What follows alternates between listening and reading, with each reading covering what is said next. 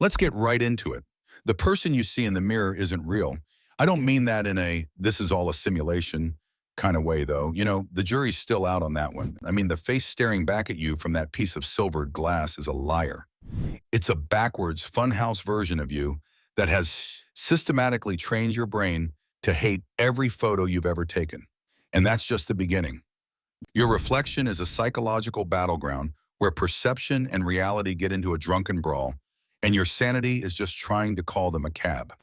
From strange optical illusions that can convince you you're a monster, to bizarre neurological conditions that make your own face feel like a stranger's, we are peeling back the silver lining to look at the unsettling psychology of your own reflection. Have you ever looked at a photo of yourself and had a visceral, full-body cringe? Your smile looks weird, one eye seems a little droopy, your whole face just seems off. You think, my God, is that what I actually look like to people? No wonder I'm single. Meanwhile, your friends are all saying, oh, that's such a great picture of you, and you're convinced they've all joined a conspiracy to gaslight you. Well, they're not lying, and you're not crazy. You're just a victim of your own brain's vanity. The culprit here is a neat little psychological principle called the mirror exposure effect. First formally described by a psychologist named Robert Zajonc in the 1960s, the concept is painfully simple. We tend to develop a preference for things merely because we are familiar with them. This is why a song on the radio can go from annoying to a certified banger after you've been forced to listen to it 10 times a day on your commute. Your brain mistakes familiarity for quality. So what does this have to do with your face? Every single day you see yourself in the mirror, brushing your teeth, fixing your hair, checking to see if that thing on your chin is a pimple or a crumb from lunch. The face you see is a reversed or mirror image of you. Your right side is on the left, your left side on the right. Because human faces are almost never perfectly symmetrical, this flipped version of you is the version your brain has grown accustomed to. It's the face your brain knows and, thanks to the mirror exposure effect, loves. It's your Canon face. Then someone snaps a photograph. A camera doesn't have the courtesy to flip you around. It captures you as you actually are in the world. When you look at that photograph, your brain immediately senses that something is wrong. The subtle asymmetries are on the wrong side. That familiar cowlick is on the right instead of the left. The slightly higher eyebrow is suddenly on the opposite side. It's you, but it's an uncanny, slightly off remix of you. Your brain, which loves familiarity, recoils. It says, nope, unsubscribe. That's a bootleg version. To everyone else, of course, the photo looks perfectly normal because that's the face they see every day. They're used to the real you. You're used to the liar in the glass. So the next time you hate a photo of yourself, just remember, your brain is basically a superfan who only listens to the B-side demo tape and thinks the final album version is a sellout. Here's a fun little experiment for you. Tonight, go into your bathroom or any room with a mirror. Turn off the main lights so the room is very dimly lit, enough to see your face, but not much else. Now stand about a foot away from the mirror and stare directly into your own eyes. Don't look away, don't flinch, just keep staring for 10 minutes straight. If you manage to do it without having a minor existential crisis, congratulations, you're a better person than I am. For most people, something very, very weird will start to happen. This isn't just an urban legend like Bloody Mary. It's a documented perceptual phenomenon called the strange face in the mirror illusion.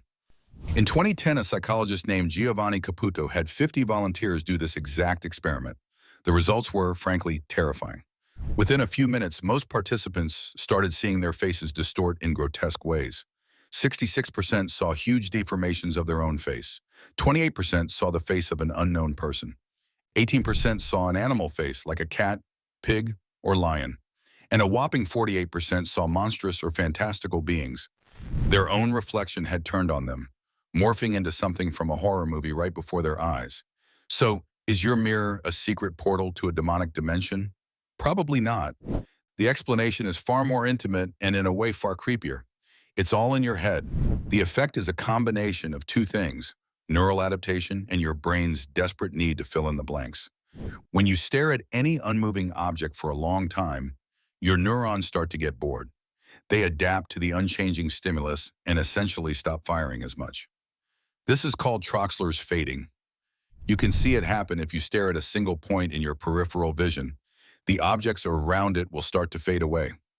In the dim light of the mirror experiment, the sensory information your eyes are sending to your brain is already poor. As you stare, your neurons start to check out, and parts of your face begin to fade from your perception. Your brain, which absolutely hates a vacuum, goes into panic mode. It starts frantically filling in the gaps with other information. But what information does it use? It pulls from your subconscious, from archetypes, memories, and primal fears stored deep in your neural architecture. Your facial recognition system, now running on fumes and pure imagination, starts to create new faces out of the shadows. It's a bit like a controlled temporary psychosis. The monster you see isn't in the mirror. It's a projection of the chaotic, creative, and frankly weird as hell hardware sitting right behind your eyes. Your reflection isn't changing.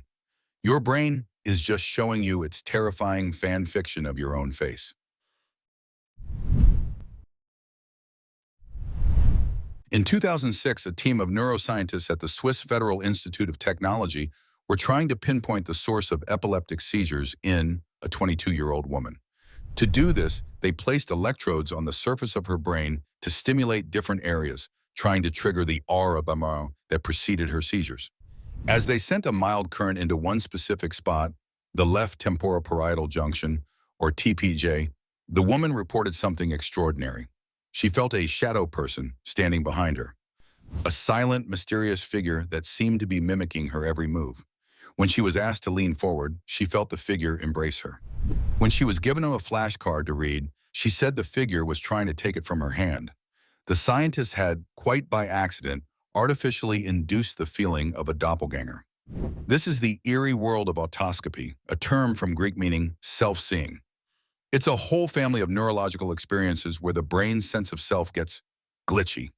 The most famous version is the out-of-body experience, where you feel like your consciousness has detached and you're viewing your own body from a distance. But the experience of the Swiss patient was a specific subtype called heutoscopy, where you don't leave your body, but you feel and sometimes even see a duplicate of yourself inhabiting the same space. For centuries, these doubles or wraiths were seen as supernatural omens, often of death. The famous poet Goethe claimed to have seen his own doppelganger on horseback riding towards him, wearing clothes he wouldn't own for another 8 years. But the Swiss experiment pulled back the curtain on this supernatural mystery. It's not a ghost, it's a wiring problem. Your brain's TPJ is a crucial hub.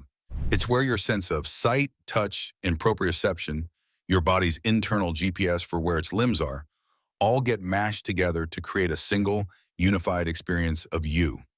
It constantly tells your brain, you are here, inside this body. When the scientists zapped the patient's TPJ, they disrupted that integration. Her brain could still feel her body's position, but it could no longer correctly attribute that feeling to her. So it did the only logical thing it could. It created a phantom. It generated the sensation of another person there, mimicking her because it couldn't reconcile the sensory signals into one coherent self. The person standing behind you in the dark isn't a demon. It's just you, disassembled and badly put back together by a confused chunk of gray matter. Your entire sense of existing as a single person inside your own skull is a fragile illusion, and sometimes the projector flickers.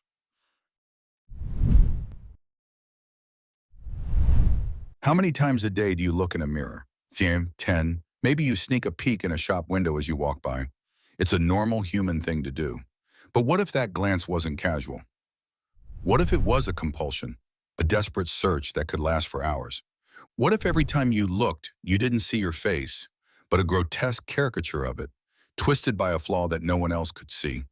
This isn't vanity. It's a psychological prison known as body dysmorphic disorder, or BDD. People with BDD become obsessed with a perceived defect in their appearance that is either minor or completely invisible to others. This isn't just, I wish my nose were smaller. It's an all-consuming belief that your nose is so deformed it makes you look like a monster. This belief drives them into repetitive, ritualistic behaviors. Some are mirror checkers, spending up to 8 hours a day scrutinizing their reflection from every possible angle, under every type of light, hoping to either confirm their fear or find a moment of relief that never comes. Others are mirror avoiders, so terrified of what they'll see that they cover every reflective surface in their house and can't even look at their own shadow. The cruel irony is that the mirror isn't the problem. The distortion is happening in the brain's processing. Studies have shown that people with BDD have a fundamentally different way of seeing faces, including their own. Most of us use what's called global or holistic processing. We see a face as a whole, an integrated collection of features, but the brain of someone with BDD is stuck on local processing. It bypasses the big picture and zooms in with obsessive detail on individual parts. They don't see a face, they see a pore, a single hair, a tiny scar, and that single detail fills their entire field of vision, becoming magnified into a hideous deformity. It's like looking at a Monet painting from 1 inch away. You don't see a beautiful water lily pond, you just see a chaotic splotch of green paint. Their brains are literally wired to miss the forest for the trees, except the forest is their face and the tree is a flaw no one else can even find. It's a powerful and terrifying reminder that the most convincing Funhouse mirror isn't made of glass. It's made of neurons. And when it's broken, it doesn't just change how you look, it changes who you think you are. In his famous book, The Man Who Mistook His Wife for a Hat, the neurologist Oliver Sacks describes a patient he calls Dr. P. Dr. P was a brilliant and witty music professor who was beginning to have some odd perceptual problems. He would pat the tops of fire hydrants, thinking they were children's heads. He once famously tried to grab his wife's head, believing it was his hat. But one of the most poignant and bizarre symptoms of his condition occurred when he would look in the mirror. He would see a face staring back at him, a distinguished gray-bearded man with glasses, and he would try to start a conversation with it. He perceived the face but had absolutely no recognition of it as his own. He knew what a face was, he could describe its parts, but the faceness, the very identity of it, was gone.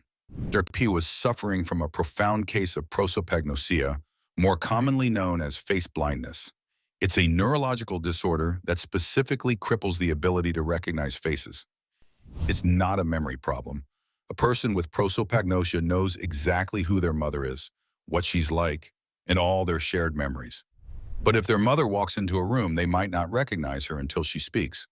It's an incredibly specific deficit, and at its most extreme, it can include the inability to recognize yourself. The cause lies deep in the brain's visual processing centers, in a little piece of neural real estate called the fusiform face area, or FFA. This area is hyper-specialized. It's the brain's equivalent of a high-tech facial recognition software. For most of us, it works so seamlessly we never think about it. It instantly processes a complex arrangement of eyes, nose, and mouth, and matches it to a specific identity file. That's Dave from accounting, or that's my reflection. In prosopagnosia, the FFA is either damaged or was never properly developed. The eyes see the data just fine, but the software to interpret face is corrupted. People with the condition often develop clever workarounds, learning to identify others by their haircut, their posture, their voice, or a distinctive piece of clothing. But the mirror remains a unique challenge. It presents a face that is silent, stripped of all the other contextual clues. It's just a face into a prosopagnosic brain that's just a meaningless collection of features. It forces a chilling philosophical question. If you can look at the face you've had your entire life and feel no connection, no spark of recognition, what does self even mean? It's just another stranger in the room. Admit it. At a sleepover, on a dare, or just out of morbid curiosity, you probably tried it at least once. The lights off, the door closed, maybe a single flickering candle for dramatic effect. Leaning into the bathroom mirror and chanting that forbidden name, Bloody Mary, Bloody Mary, Bloody Mary. Part of you knew it was silly, but another part, a much older and more primal part, was absolutely, positively terrified. You were half expecting a ghoulish, dripping specter to lunge out of the glass. But did you ever stop to wonder why this specific ritual is so potent, so universal, and so incredibly creepy? The legend of Bloody Mary is, in essence, a brilliant piece of psychological programming. It's a game that hijacks your brain's own quirks to create a supernatural experience on demand. And it works by weaponizing the exact same phenomenon we discussed earlier, the strange face in the mirror illusion. The ritual's instructions, dim light, prolonged staring, are a perfect recipe for inducing Troxler's fading and the subsequent neural freakout. As you stare, your own face begins to warp and distort. The shadows shift, your features melt. Your brain is already primed for terror. But here's where the Bloody Mary part comes in. This is the power of suggestion and pareidolia working in perfect, terrifying harmony. Pareidolia is your brain's hyperactive pattern recognition system, the same thing that makes you see faces in clouds or a man in the moon. Your brain is so desperate to find faces, it will construct them out of almost anything. So now you're in a dark room, your own face is turning into a shifting, indistinct blob, and a powerful suggestion has been planted in your mind. You will see a horrible ghost. Your brain takes the ambiguous data from your eyes, the distorted reflection, and uses the suggestion as an instruction manual. It frantically searches the shadows on your face for anything that looks like the monster it was promised, and it will find it. Ultimately, the ritual isn't about summoning a spirit. It's a social and psychological rite of passage. It's a controlled environment where adolescents can confront fear, test their own bravery, and bond with their friends over a shared, terrifying experience. It's a way to prove you're not a scaredy cat. The irony is that the great supernatural mystery of Bloody Mary has a perfectly natural explanation. You don't need to summon a ghost from another dimension because the monster you are so afraid of, your own brain has been carrying it around the whole time. When you see a friend stumble and skin their knee, you wince. When you watch a movie character get a comforting hug, you might feel a faint warmth yourself. We call it empathy. It's a normal human reaction powered by a sophisticated set of brain cells called mirror neurons. But what if you didn't just wince? What if when your friend skinned their knee, you felt a sharp, searing pain in your own leg? What if seeing that hug made you feel the distinct pressure of arms wrapping around your own torso? Welcome to the world of mirror-touch synesthesia. It's a rare and fascinating condition where observing a touch on another person's body triggers a corresponding tactile sensation on the synesthete's own body. For them, watching someone get their cheek stroked, it is not just a visual event, it's a physical one. This was first clinically documented in 2005, and since then, researchers have been fascinated by what it tells us about the very nature of self. In lab studies, when a person with MTS is shown a video of a face being touched, their own somatosensory cortex, the part of the brain that processes touch, lights up in the exact same way as if they were actually being touched. Their brain literally cannot tell the difference between seeing a sensation and feeling it. The leading theory for why this happens is sometimes called the broken mirror hypothesis. Our mirror neuron system is the hardware for empathy.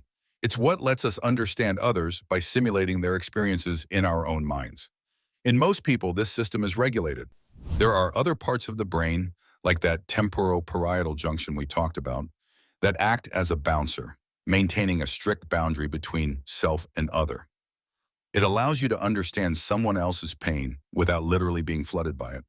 In mirror-touch synesthesia, that bouncer appears to have fallen asleep on the job. The mirror system is overactive, and the self-other boundary becomes incredibly porous. Every person they see becomes a reflection, not of light, but of sensation. It's a profound look at how we construct our own reality, suggesting that our stable, individual sense of self is only possible thanks to a thin neural wall that constantly says, what happens to them is not happening to you. For some people, that wall is all but gone.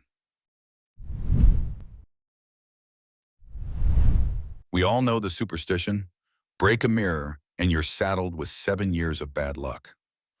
It's one of those bits of cultural wisdom that we dismiss as nonsense.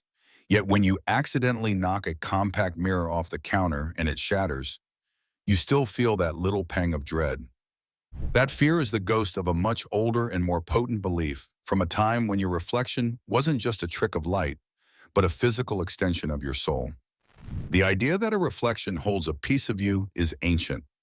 Early humans who saw their face in a still pool of water would have been mystified.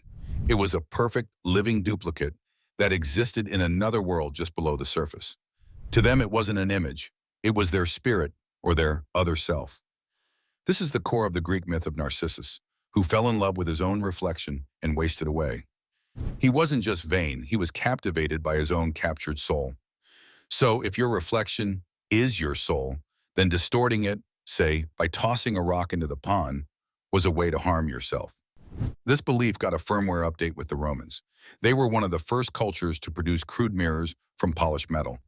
They combined the reflection as soul idea with their own belief that a person's health and life moved in 7-year cycles. So, if you broke a mirror, you were damaging your soul. And since your soul was on a 7-year software cycle, you'd have to wait for the next refresh for your health and fortune to be restored. Hence 7 years of bad luck. This superstition got a huge boost in 15th century Venice, where the art of making clear glass mirrors with a silver backing was perfected. These things were astronomically expensive, the equivalent of a luxury car today. Some historians theorize that the 7 years bad luck story was actively promoted by wealthy mirror owners as a way to terrify their servants into handling the fragile objects with extreme care. It's a brilliant bit of psychological warfare. If you break my expensive toy, a supernatural force will ruin your life. It's far more effective than just docking their pay. Even today, as we talk about brain science and perceptual illusions, that ancient fear lingers. It's a faint reflection of a time when the person in the mirror wasn't just you, but a fragile, magical, and vulnerable piece of your very soul. So there you have it, more proof that your brain is actively trying to trick you. If you want to find out what other shenanigans it's up to, make sure you're subscribed for the next video.